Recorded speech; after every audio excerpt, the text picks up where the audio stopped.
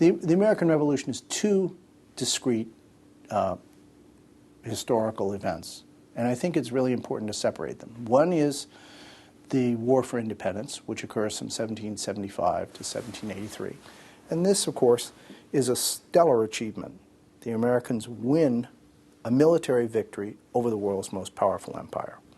That in itself is worthy of our great interest.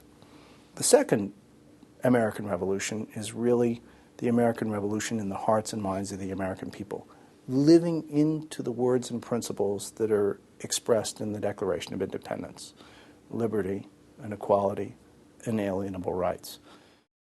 When we talk about this, the revolution in the hearts and minds of the American people, it's really important for us to think about how profound the changes are that occur. There's a very famous historian who taught at Cornell for many years, Carl Becker, who talked about the American Revolution as not just a struggle for home rule, but a struggle for who would rule at home. And when you think about what happens after the American Revolution, how democratization proceeds in the generation following the American Revolution, how slavery is abolished in the northern states in a way that poses some difficulties.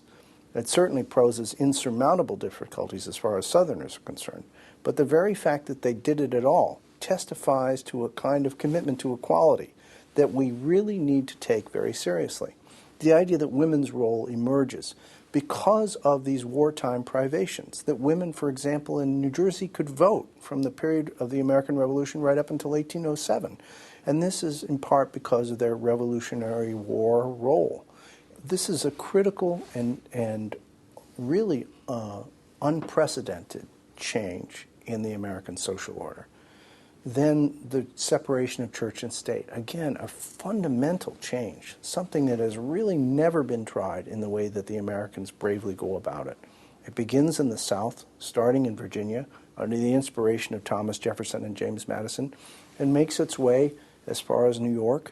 But now religious tests, religious taxes, all the impositions that had made many people feel humiliated and marginalized if they weren't part of the dominant established church, are now eliminated because America has a commitment to pluralism that is unheard of anywhere else in the Western world.